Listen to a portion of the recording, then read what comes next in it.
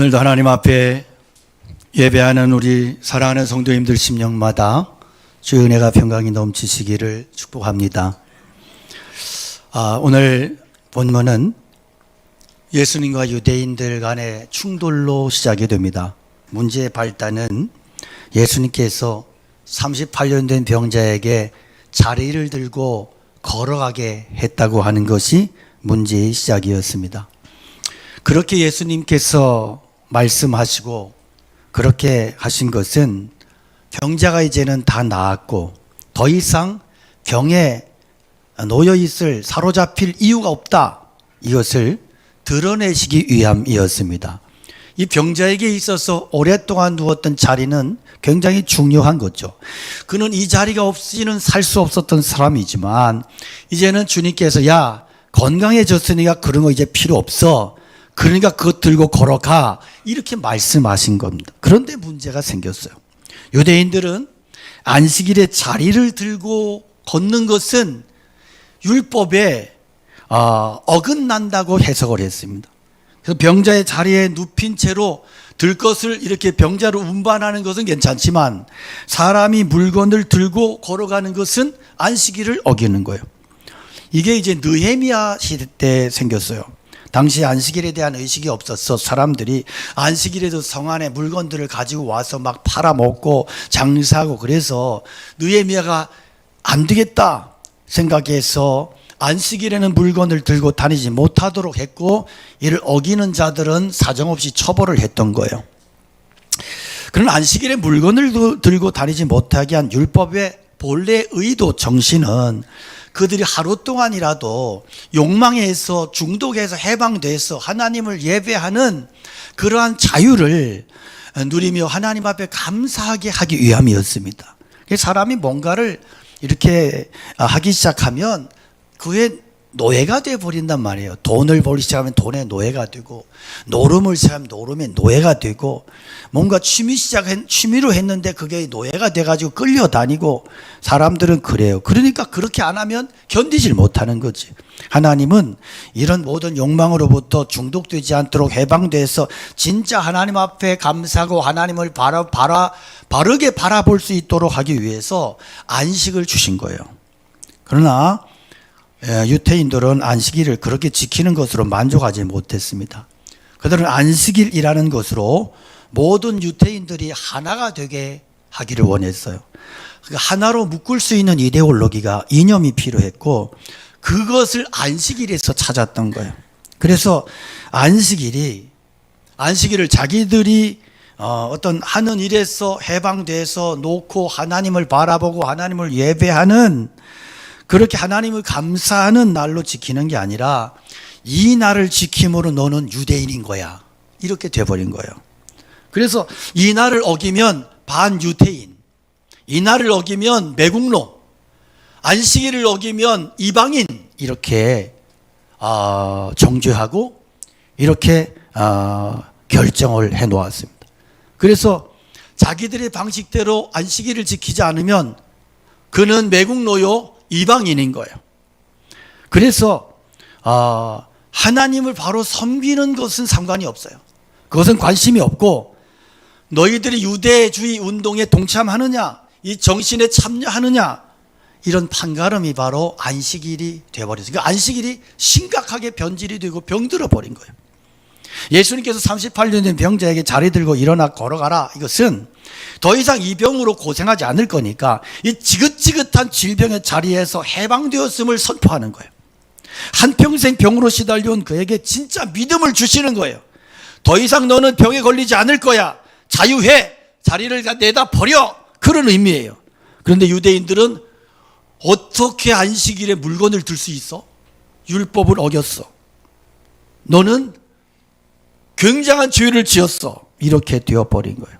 그러니까 단순히 안식일에 물건을 들고 갈 수 있느냐 없느냐의 문제가 아니고 누구를 위한 안식일이냐 하는 거예요. 안식일이 왜 있는 거냐, 너 무엇 때문에 안식일이 있는 거냐, 이 답을 분명히 해야 되는 거예요.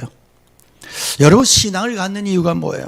많은 사람 일반적으로 생각할 때, 일반적인 종교인들이 생각할 때 신앙 갖는 이유는, 종교를 갖는 이유는 뭐 그냥 내 마음의 평안을 위해서 그런 거지 뭐, 이렇게 생각하는 거예요. 그러니까 좀 다니다가 안 다녀. 왜? 여전히 내 마음이 평안이 없어, 이렇게 되는 거예요. 여러분 잘 생각해 보십시오. 내가 신앙생활하는 이유가, 기독교 신앙을 갖는 이유가 내 마음의 평안을 얻고 내가 잘 되고 잘 먹고 잘 살기 위해서입니까? 아니면 하나님을 바로 알고 하나님을 바로 섬기고 하나님 앞에 온전히 예배하고 하나님 앞에 온전한 영광을 돌려드리기 위해서인 것인가? 이 문제인 거예요. 기독교 신앙의 본질을 바로 알지 못하고 일반적인 종교인들처럼 교회에 나와서 막연하게 앉아있다 가는 사람들이 많아요. 종교는 자기가 뭔가에게, 종교가 유익이 되고 도움이 돼야 된다, 이렇게 생각하는 사람은 하나님의 영광을 위해서, 믿음을, 신앙의 본질을 위해서, 하나님 앞에 하나님의 이름을 위해서 내 어떤 기본적인 틀이 깨지고 내 생각의 틀이 깨지는 것을 견디지 못합니다. 그래서 말씀을 들을 때 내 기본적인 관념, 내 생각과 다르다 싶으면 시험 들었다 그러는 거예요. 내 생각과 맞지 않으면 분노를 느끼는 거예요. 화가 나는 거예요. 그래서 어떤 분은 그래요. 목사님 설교를 들으면 자꾸 화가 난대요. 그럼 저는 그러죠. 화를 낼 일이 아니고 당신의 삶이 변화되는 거라고. 그랬더니 교회를 안 나온대요. 여러분, 우리가 신앙생활하는 이유가 뭔가? 그래서 이런 사람들은 신앙은 무조건 나에게 유익이 돼야 돼, 나의 이익이 돼야 돼. 그렇지 않으면 신앙생활할 이유가 없어. 기독교의 신앙은 이 수준이 아닌 거예요. 죄송하지만 이 수준이 아니에요. 이건 기독교 신앙의 요구가 아니에요. 그러니까 이런 사람들은 병자에게 자리 들고 가라고 한 것에 대해서 분노를 느끼고, 왜 너 나와 달라? 왜 다른 이야기해? 이렇게 되는 거예요. 그 이유는 예수님의 이 행위가 유태인들에게는 유태인 정신을 깨뜨리는 행위라고 그렇게 생각이 됐기 때문에. 요즘에 의료계하고 정부가 막 대치하고 있는데 여기에서 단체 행동을 해야 돼요. 아니면 거기서 뛰쳐나오면 엄청난 배신과 분노를 느끼죠. 그 순간부터 그는 동료가 아니고 적이 되고 원수가 되어버리는 거죠. 유태인들에게 있어서 이 안식일은 이데올로기였습니다. 그래서 하나의 정신이에요. 하나님 앞에 영광을 돌리고 하나님 앞에 예배하고 하나님을 사랑하고 하나님을 바라보는 날이 아니에요. 그들에게는 이것은 정신이었어요. 이념이었어요. 그래서 그들이 율법을, 신앙을 그렇게 강조했던 것도 그들이 하나님을 정말 더 잘 섬기기 위해서가 아니고 자신들이 하나의 커뮤니티로, 하나의 공동체가 돼서 자신들이 살아남기 위해서 그렇게 했던 것입니다. 그러니까 불교가 이익이라면 얼마든지 기독교 버리고 그 신앙 버리고 불교로 달려갈 사람들이에요. 다시 말해서 하나님이 빠져버린 신앙, 하나님이 없는 안식일이에요. 여러분, 오늘날 교회가 얼마든지 하나님 없이도 번창할 수 있다는 거 아세요? 어떤 정신으로, 어떤 끈으로 묶어놓기만 하면, 어떤 커뮤니티를 하나 형성해 놓기만 하면 사람들이 거기 와서 잘 놀다 갑니다. 잘 놀고 자기들끼리 잘 교제하고 친교하고, 그리고 나서 은혜 받았다 그러고 돌아갑니다. 하나님 없어도 돼요. 십자가 없어도 돼요. 이게 얼마나 무서운 얘기인지 몰라요. 우리 얼마든지 자기 중심적으로 기독교 신앙을 이용해 먹을 수 있어요. 우리가 기독교에 나온 이유는 자기 마음에 들어서 그럴 수 있어요. 그리고 교회 안에서 얼마든지 십자가를 떼어버리고 정신 속에서 예수님을 몰아내버리고 목사와 장로들이 합세가 돼서 얼마든지 사람들을 모아서 얼마든지 소위 말해서 은혜롭게 그렇게 모임을 가지고 그렇게 생존할 수 있어요. 겉보기에는 성경적인 것 같고 그들은 전통을 강조해요. 그러나 교회 안에서 예수님 몰아내고 하나님 몰아내고 하나님 영광을 쫓아내고 주인 행세할 수 있다는 거예요. 참된 복음을 들었을 때 사람들이 두 가지 반응이 나옵니다. 첫째는 그 복음 앞에서 내가 죄를 고백하는 거예요. 그런 나의 잘못됨을 시인하는 거예요. 그래서 주님 앞에, 주님, 제 걸음 앞으로 어떻게 살아야 되죠? 제가 잘못했어요. 저의 중심이, 제 가치관이 병들었어요. 제 사고방식이 너무 세속적이었고 죄악 가운데 그렇게 살았어요. 그래서 복음을 듣고 회개하고 하나님 나를 변화시켜 주세요. 하나님 저를 만나주시고 제 삶을, 제 가치관을 병든 이 인격을 고쳐달라고 그렇게 눈물 흘리고 무릎을 꿇어요. 그러나 자기 유익을 위해서, 자기 이익을 위해서 종교를 믿어온 사람들에게는 이 복음이 부딪혀요. 왜 나를 야단치는데? 왜 내 마음을 복잡하게 만드는데? 내가 교회에 평안을 얻으려고 왔고 내가 교회에 위로받으려고 왔는데 왜 말씀이 자꾸 나를 거슬리는데? 복음은, 십자가의 신앙은 너의 삶이 잘못됐으니까 너의 삶을 회개하고 너의 삶을 고치고 네가 지금까지 살아왔던 삶의 방식을 버리고 하나님 앞에 새로운 삶을 살아가라고 말씀하시니까 그것을 위협으로 느끼고 왜 나를 복잡하게 만들고 나를 피곤하게 하느냐고 달려드는 거예요. 여러분, 내가 어떤 신앙생활을 하고 있는가? 오늘의 말씀이, 이 말씀이 여러분 안에서 굉장히 복잡할 수 있어요. 굉장히 거슬릴 수 있어요. 그러나 우리가 신앙생활을 한다면 바른 신앙생활을 해야 된단 말이에요. 예수님이 38년 된 병자를 두 번째로 만나셨어요. 만나셔서 뭐라 그래요? 야, 더 심한 것이 생기지 않게 다시는 죄를 범하지 마라 경고하세요. 여러분, 예수님은 병자가 병을 고쳤어. 그러니까 게임 끝난 거야. 게임 오버. 이제부터 마음대로 살아도 돼. NO! 이게 아니에요. 병 고쳤으면 다 된 거예요? 아니에요. 주님께서 다시 만나주신 이유가 있어요. 그리고 중요한 말씀하세요. 야, 너 병 나았지? 너 이제는 더 심한 것이 생기지 않도록 죄를 범하지 마라. 병이 치료됐어요. 다가 아니에요. 그러면 뭐 해야 되느냐? 죄로부터 완전히 떠나라는 거예요. 거룩해지라는 거예요. 하나님의 백성으로 완전히 변화받으라는 거예요. 병의 치료가 끝이 아니에요. 만약 죄에서 떠나지 않으면 더 심한 것이 그에게 생길 수 있다고 경고하세요. 이 더 심한 것은 하나님의 심판의 의미를 말해요. 예수님이 이 사람 치료해 주신 게 그 사람 믿음이 있어서입니까? 아니요. 그는 예수님이 누구지도 몰랐어요. 불신으로 가득 찬 세상 속에서 강팍한 심령과 악으로 찬, 불평과 불만으로 가득 찬 그에게 주님이 은혜를 주시지 않으면 아무 일도 일어날 수 없어요. 그는 믿을 수 없는, 예수님을 믿을 수 없어요. 은혜를 체험하지 않고서는 죄의 용서를 믿을 수 없을 정도로 그는 너무나 강팍해져 있는 인생. 그래서 주님께서 은혜를 먼저 부어주신 거예요. 왜? 회개하고 변화되라고. 이게 순서가, 그래서 주님이 먼저 은혜를 베푸신 거죠. 여러분, 우리의 심령에 먼저 은혜를 베푸신 이유는 그거예요. 그렇게 하시고 나서 우리에게 변화되라는 거예요. 달라지라는 거예요. 병 낫는 것 자체가 목적이 아니라는 말씀입니다. 네가 나았으니 더 심한 것이 생기지 않게 다시는 죄를 범하지 마라. 예수님은 이 사람이 지금까지 얼마나 많이 죄를 짓고 얼마나 강팍한 인생을 살아왔는지를 잘 아세요. 주님의 손 안에는 이 죄의 목록이 다 있어요. 그러면 주님이 이 말씀하실 때 이 병자의 태도는 어떻게 될까요? 주님이 나를 아신다. 주님이 나의 약함과 나의 죄와 주님이 나의 부정함과 나의 더러움을 아시네. 그러면 주님, 저를 변화시켜 주세요. 잘못했어요, 주님. 제가 그렇게 살아왔어요. 주님의 말씀이 맞아요. 그러면 제가 앞으로 어떻게 하면 죄를 안 질 수 있을까요? 어떻게 하면 변화된 삶을 살 수 있겠습니까? 주님, 나에게 말씀해 주시고 나에게 가르쳐 달라고. 그렇게 나와야 정상인 거예요. 여러분, 이 말씀을 단지 38년 된 병자에게만 하시는 말씀으로 생각하지 마십시오. 이 말씀은 오늘 지금 나에게 하시는 말씀이세요. 주님은 지금까지 내 모든 삶을 다 아세요. 나의 부끄러웠고 형편없고 더럽고 지저분한, 여기에는 이렇게 번질하게 나와 있지만 남들이 알지 못하는 더럽고 추접한 죄악을 계속해서 반복해서 끊지 못하는 그런 그 모습들에 대해서 주님은 다 아신단 말이에요.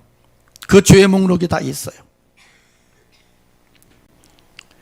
한스럽고 열등감과 한 맺힌 그런 후회스러운 내용들, 주님이 다 주님의 손 안에 있어요. 그 내용들이.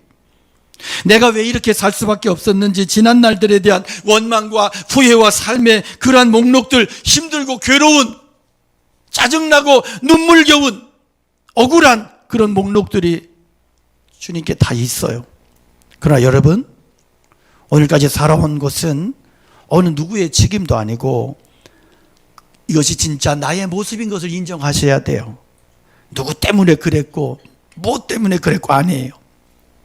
누구의 책임도 아니에요. 모든 것들의 결과물이 현재의 내 모습이고, 그리고 이것이 나입니다. 주님, 정직하게 주님 앞에 인정하고 시인하는 것이 신앙이에요. 부모를 잘못 만났네, 뭐 남편을 잘못 만나서 내 인생이 이렇게 종쳤네, 이런 소리 하지 말란 말이에요. 주님, 이것이 나입니다. 내 모습 이대로 주님 나아갑니다. 저를 만나주시고 치료해 주시고 저를 고쳐주시옵소서.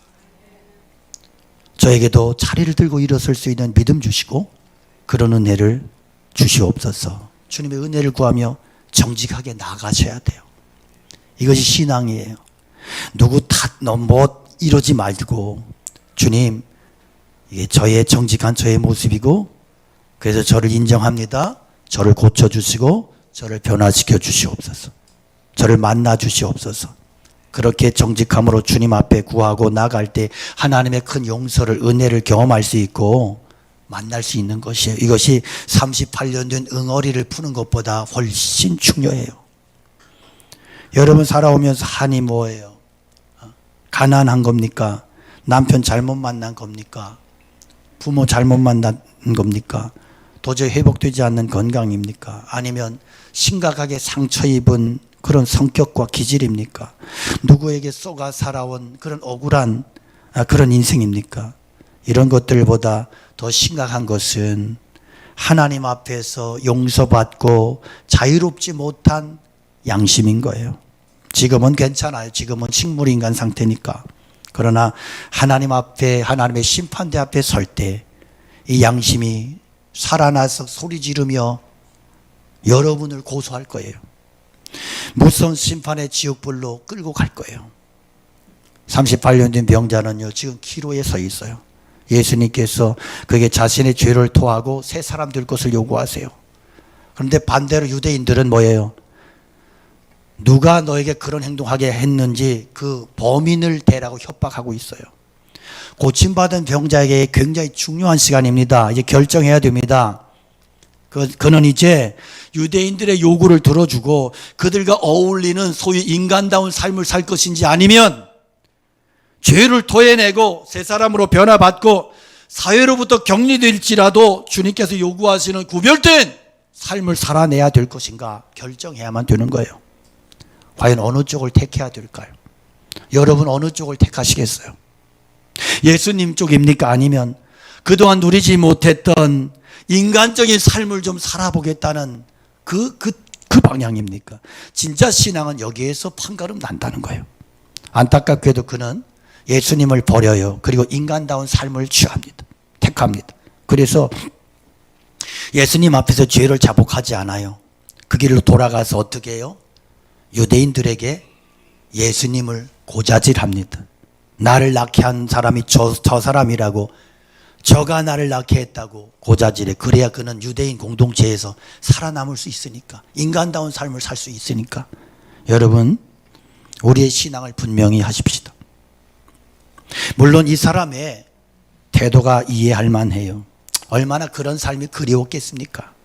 그래서 고침받고 나서 이제 완전히 미쳐버린, 태도가 달라져 버리고, 고침받을 때만 뭐 하나님 예수님 필요한 거지, 뭐 고침받고 났는데 뭐 이제는 다 필요 없고 내가 즐기면 되는 거예요.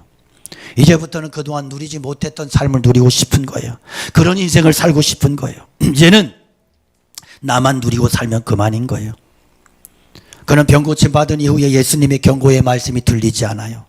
건강을 회복하고 나니까 더 이상 예수님이 필요 없어요. 그래서 자신이 살고 싶은 곳으로, 하고 싶은 곳으로 미친 듯이 달려갔고 다시는 주님께로 돌아오지 않았어요. 오늘 우리가 주목할 부분이 바로 이거예요. 우리는 38년 된 병자가 주님의 능력으로 고침받았으니까 저에게도 은혜 부어주셔서 고침받게 해달라는 기도는 시키지 않아도 잘해요. 누구나 그런 소원이 있어요. 본능적으로. 그러나 주님은 그 다음 단계를 물으세요. 그러면 너 병 고쳐주면 그 이후에 뭘 할래? 뭘 할 건데? 고침받으면 그 다음 너는 어떤 목표를 향해 달려갈 건데? 너의 변화된 온전한 삶을 나에게 드릴래? 아니면 세상으로 나가서 그렇게 네가 하고 싶은 일을 하고 살래? 너의 태도를 분명히 하라고. 어떤 계획과 어떤 목표를 가지고 있느냐고 너의 태도를 분명히 하라고 우리에게 말씀하세요. 이것이 병을 고쳐달라는 목맨 기도보다 천배 만배도 중요한 부분이에요. 그리고 이 대답이 우리 안에 명확해질 때, 우리 안에 분명해질 때 우리는 더욱더 주님 앞에 명확하게 담대하게 그 은혜를 요청할 수 있고 주님께로부터 풍성한 은혜와 축복을 누리게 된다는 사실을 기억하시기를 축복합니다. 이 사람 병 나은 것으로 만족하지 않고 그리고 주님께로 돌아오지 않고 이제는 인간적인 삶을 누리고 싶었어요. 그래서 주님께 모든 영광 돌려드리지 않고 변화의 자리를 외면하고 걷어차고 주님을 배신하는 자리로 달려가고 말았어요. 여러분, 가룟 유다만 예수님 배신한 게 아니고 사실은 이 사람이 엄밀히 성경을 정확히 보면 38년 된 병자가 가룟 유다 선배예요. 먼저 예수님 배신하고 떠났어요. 그는 결국 더 심한 것을 피할 수 없게 되고 말았습니다. 여러분, 이제 유대인들의 핍박이 본격적으로 행해져요. 성경에 자세한 기록이 생략됐지만 얼마나 과격하게 그렇게 공격했겠어요. 그때 예수님께서 공격하는 그들을 향해서 분명하게 이유를 밝히시는데 아버지께서 일하시니 나도 일한다. 이게 예수님의 답변이에요. 예수님께서 유대인들에게 자신이 누구신지를 가장 분명하게 보여주신 대목이에요. 너희들은 안식일에 아무 일도 해서는 안 된다고 생각하지? 그러나 실제로 하나님은 지금도 일하신다. 지금도 일하신다. 안식일에 창조를 쉬신 것은 맞지만 이 모든 피조물을 회복시키시고 복주시는 일들을 지금까지 아버지께서는 쉬신 일이 없다. 아버지는 휴가가 없으시다. 너희들은 여름 휴가 다니지? 하나님 아버지는 밤낮 졸지도 않고 주무시도 아니하시고 이 창조적인 일들을 계속하신다. 나도 오늘 그 아들로서 너희에게 그렇게 일한다. 내가 쉴 수 없는 이유다. 너무나 명확해요. 오해할 이야기가 조금도 없어요. 분명한 것은 지금 그들의 신앙의, 유대인들의 신앙의 태도는 심각하게 잘못된 것이 드러났어요. 판명됐어요. 그러니까 유대인들이 원했던 것은 하나님이 자기들과 함께 하시는 게 아니에요. 그들은 하나님 없는 유대인들만의 공동체를 원했습니다. 그들이 원했던 것은 하나님께서 자기들에게 복 주시기만 하면 돼요. 그 다음에 멀리 떠나서 간섭하면 안 되는 거야. 하나님 함께 계시면 너무 불편해. 숨 막혀 죽을 것 같아. 예수님께서 오신 것은 하나님의 통치를 회복시키시는 것인데 그들이 원했던 것은 하나님의 이름을 빙자한 자기들만의 커뮤니티를, 공동체를, 세상을 만들기를 원했던 거예요. 여러분, 무서운 것은 오늘 우리도 얼마든지 하나님 없는 교회를 꾸려갈 수 있다는 사실이에요. 모든 것에 성경을 내세워요. 성경으로 설교하고 성경으로 토론하고 성경으로 공부하고 성경으로 제자 훈련해요. 그래서 교회 안에서의 모든 모임의 이름도 다 성경에서 이름을 따다가 이름을 붙여요. 그러나 근본 정신은, 그 근본 정신이 하나님의 통치와 주권을 인정하느냐? 그분의 정말 다스림을 인정하고 원하는가? 마음의 보좌의 공동체의 중심에, 그 중심의 의자에 예수님을 앉혀 모셔드리는 것인가? 그게 아니더란 말이에요. 그저 교회 몸집이 커지고 유명해지고 막 이벤트를 떡 벌어지게 하고 해서 사람들 막 긁어 모으고, 그래서 거대한 몸집을 키워놓고 남들이 알아주는 거예요. 저는 목사로서 목회자들의 그런 모습들이 많이 보일 때가 있어요. 말로는 막 하나님의 영광을 부르짖어요. 그런데 뒤에는 하나님이 안 계셔요. 자기 이름, 자기 명예, 정치적인 자기 권력 이런 것들로 치장을 하고 성도들을 막 들볶고 그래 놓고 하나님의 영광을 더 시근하는데, 그런데 모임과 모든 방향을 보면 너무너무 세속적이고 자기의 야망이 거기에 다 녹아 있고, 이런 일들이 오늘날 교회 안에서 너무나 많이 일어난단 말입니다. 여러분, 그래서 우리가 자꾸만 남들이 알아주는 거에 어떤 영향력을 드러내는 일에 이런 것에 중독돼 버리면 그 다음에는 하나님의 영광까지 팔아먹는 거예요. 물론 자기들끼리 모여서 서로 위로를 주고받을 수 있어요. 그러나 중요한 것은 그 중심에 예수님이 계시지 않는 거예요. 예수님의 말씀은 형식이고 관행이고 이미 자기 욕심으로 충만히 채워져 있기 때문에 예수님의 어떤 말씀도 받아들일 수가 없는, 이미 자기의 이기적인 탐욕과 욕심이 목표가 너무 확실해. 그래서 복음이, 십자가의 복음이 삐집고 들어갈 틈바구니가 없는 거예요. 여러분, 우리의 생각이 굳어져 있는 것보다 더 무서운 게 없어요. 얼마나 많은 경우에 성령의 감동 없는 예배를 드리면서도 그것을 정상적으로 생각하십니까? 얼마나 많은 경우에 하나님 받으시는 예배에 집중하기보다는 내 감정과 기분과 이기적인 생각에만 몰입하는 그런 예배를 드립니까? 과연 내 기분 좋아지면 하나님 그 예배 받으신 겁니까? 내 기분이 다운되고 내 기분 상하면 하나님 앞에서 그 예배는 실패한 겁니까? 오늘 나는 하나님 앞에서 어떤 예배자냔 말이에요. 나는 하나님 앞에 엉터리 예배자는 아닌 것입니까? 내 신앙이 정말 하나님께서 원하시는 그 방향을 따라 그 기뻐하시는 신앙을 내가 추구하고 그런 삶을 몸부림치고 있는 것입니까? 여러분, 내가 병났고 이 세상에서 잘 살고 잘 나가는 것보다 하나님 앞에서 죄 용서받고 그 세계관이, 가치관이, 그 부패한 본성이 변화받는 것이 훨씬 더 중요하다고 믿는 사람은 언제나 주님의 말씀 앞에서 무릎을 꿇습니다. 회개합니다. 주님의 은혜를 구합니다. 그러면서 나를 변화시켜 달라고, 내 기질과 성품이 주님의 성령 안에서 변화되기를 원한다고 그렇게 요청하고 갈망합니다. 왜? 성경이 말씀하는 풍성한 삶이라고 하는 게 단지 돈이 많아진다는 의미가 아니고 내 중심이 성령으로 치료받고 내 본성과 기질이 성령 안에서 변화받고 내 가치관이 변화받는 거 받고, 이것을 알기 때문에 그래. 풍성한 삶은 성령으로 나의 기질과 성품이 온전히 변화받는 거예요. 이게 주님께서 말씀하신 내가 온 것은 양으로 생명을 얻고 더 풍성히 얻게 하려는 것이라, 이 말씀의 의미가 여기 있어요. 어떤 사람이 그러더라고요. 내가 온 것은 양으로 생명을 얻고, 그러니까 이것은 구원의 은혜고 더 풍성히 얻게 하려는 것이 이것은 물질의 은혜라, 물질의 축복이라고 이렇게 엉터리로 성경을 이야기하니까 교회가, 성도들의 신앙이 기복신앙에서 떠나질 못하는 거예요. 그게 아니잖아요. 더 풍성히 얻게 하려는 것이라고 하는 게 뭐예요? 하나님 아버지로 말미암는 성령 안에서 내가 세속적인 그 모든 것들로 인해서 찌들고 중독되었던 것들이 자유함을 얻고 주님의 은혜 안에서 내가 자유하고 풍성함의 그 하늘의 은혜를, 하나님 나라의 은혜를, 그 가치를 내가 받아 소유하고 누리는 것을 말씀하는 거예요. 과연 여러분 그런 은혜를 위해서 갈망하십니까? 여러분 안에 정말로 참된 은혜에 대한, 믿음에 대한 갈망이, 예수님 하나로 충분하다고 하는 그런 은혜에 대한 갈망이 있습니까? 그렇지 않다면 그 사람의 신앙은 세상을 위한 것이고 그는 언제라도 예수님을 배신하고 떠날 준비가 되어 있는 사람인 것입니다. 예수님은 하나님의 아들로 우리에게 찾아오셨고 오늘도 우리에게 말씀하세요. 주님 오신 것은 우리를 새롭게 창조하기 위함이에요. 우리 환경을 바꿔주기 위해서가 아니에요. 우리 병든 육체만을 치료하기 위해서가 아니에요. 우리를 영과 혼과 육체를, 모든 것을 완전히 새롭게 지어주시고 새롭게 창조하시고 새롭게 만들어주시기 위해서 오신 거예요. 그래서 성경은 누구든지 그리스도 안에 있으면 새로운 피조물이라, 이전 것은 지나갔으니 보라 새 것이 되었다고 우리에게 선언하는 것입니다.